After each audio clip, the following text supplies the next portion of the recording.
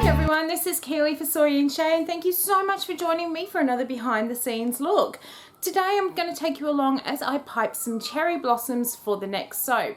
It's a very simple 5-petal flower, and this time I'm going to attempt to do some striping of my piping bag.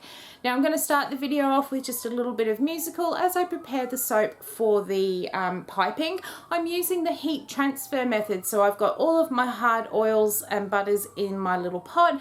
I'm going to pour my hot lye water on top of it and allow that to melt down those oils and butters before adding in the soft oil, and then we will get to piping. So let's go.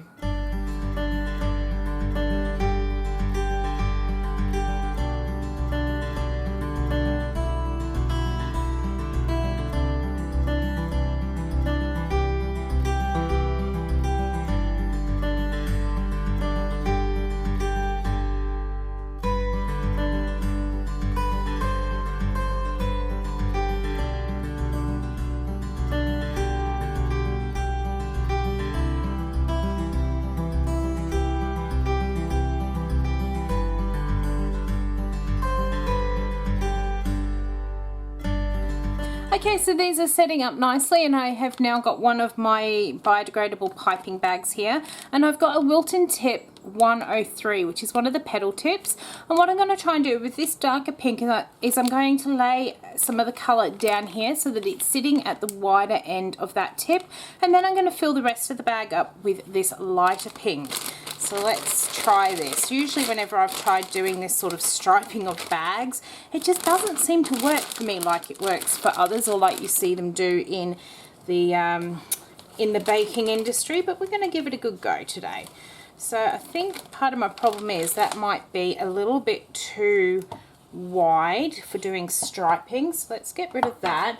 I am going to grab my stainless steel spoon or spatula icing tool here, and I'm going to grab some of that soap, and then I'm going to just paint it down the inside of my piping bag, and I've already made a mess. But that's all good. Let's just get in what we can.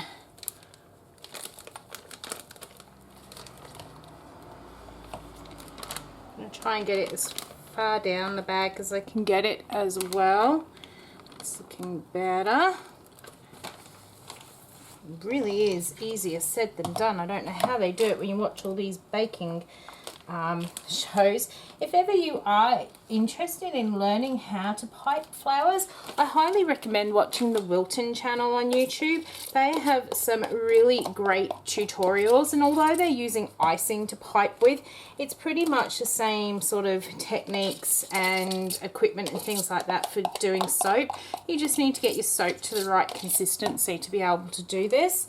So I have got all of that dark pink out. I'm just going to put the rest in there and we'll mix it in.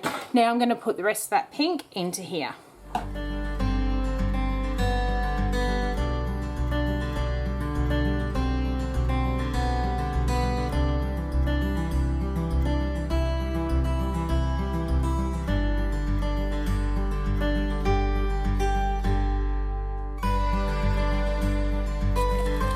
Okay, what I'm going to start by doing, because I know that a lot of that pink has now just dropped into the bottom, is I'm just going to grab that pot back and I'm just going to squeeze until I can see both colours coming out, which is about now. And what I'm going to do, give that a good twist. And I want this, that when I'm piping, I'm going to have the wider end of that tip. If we get that cleaned off, I'll actually have that wider end of the tip pointing towards the center of the flower, and then the outside will be the actual outside of the petal. What I have in here is I had some stickers that I was cutting up the other day, and this is actually the backing from off of the sticker sheets. So one side is nice and glossy and smooth, and the other side is the rough paper. And I thought I would actually start reusing some of that rather than throwing it away. If you don't use that sort of sticker paper, you can just use some grease-proof paper. Grab a flower now, pop some soap on, and pick up a piece of paper. I'm going to do these as a 5-petaled flower. So what I'm going to do is start with my, as I said, the wider end towards the middle. I'm going to squeeze and just kind of make a little C sort of shape. And you can see that we've got that two-tone of flower there.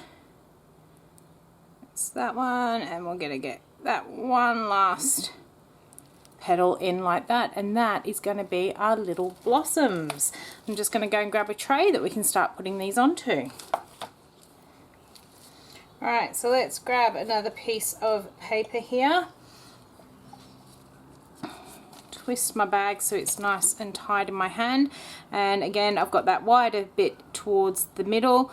As I'm squeezing, I'm actually twisting the nail and letting the nail do most of the work rather than me trying to move my piping hand, and it just makes it so much more easier to pipe the flowers. So we get those 5 in there again.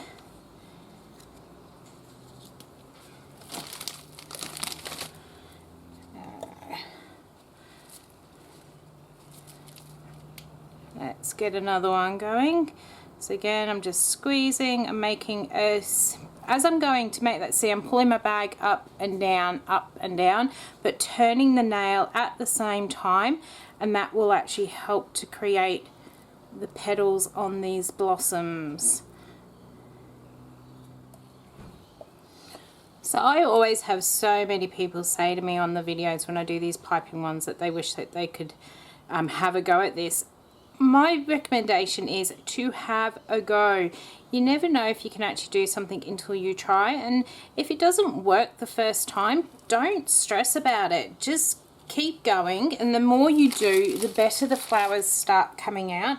Sometimes my very first ones I do look really, really dodgy, but then I find that the more that I actually pipe, the better they start looking towards the end. It could be to do with the fact that you're starting to really get into the rhythm of working with it. It can be to do with the fact that the soap is setting, so you've got a better consistency than what you did at the start. But just the more that you keep trying, the better chances you have of actually getting this the flower to come out. So never be afraid to try doing stuff like this. And sometimes, you know, you pipe these flowers and they might not look very good on paper like this, but the minute you put them onto soap, they really come to life and just get this whole different look to them, especially when you start filling in the centers with little stamens and things like that. I won't actually put any stamens on these until they go onto the main soap, and I'll use some of the batter out of there. I just find it easier to put them on once the soaps have actually set up a little bit, or the little flowers have set up. So I'm going to keep going with these.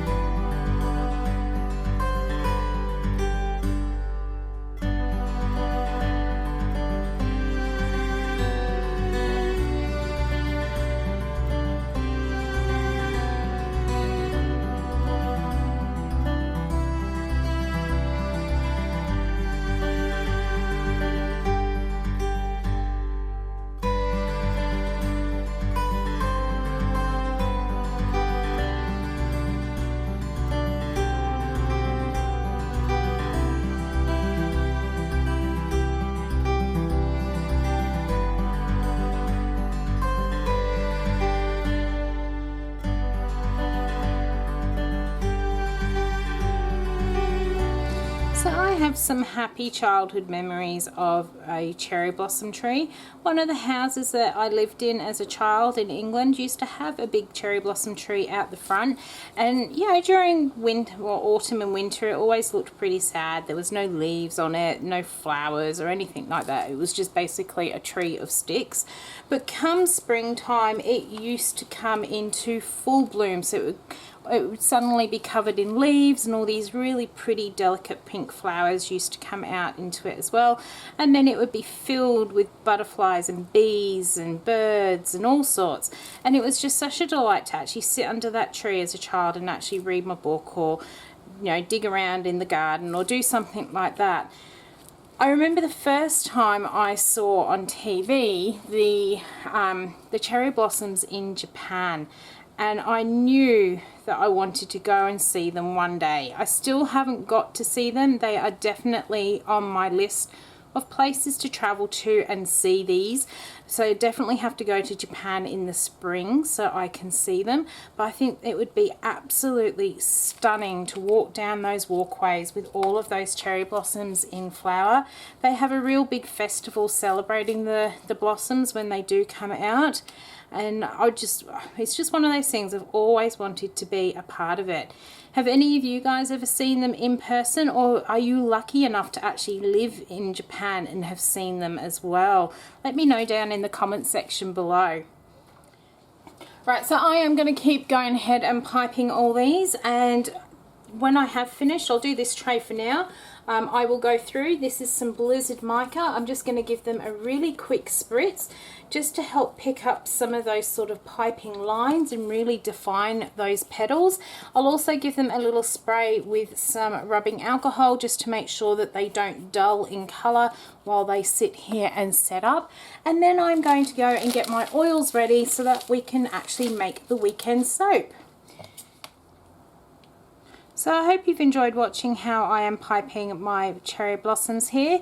If you did, why not leave me a thumbs up and any comments down below. If you've got any questions, I will get back to you as soon as I possibly can. And until the weekend's video, I hope you have a great week, and I will see you then.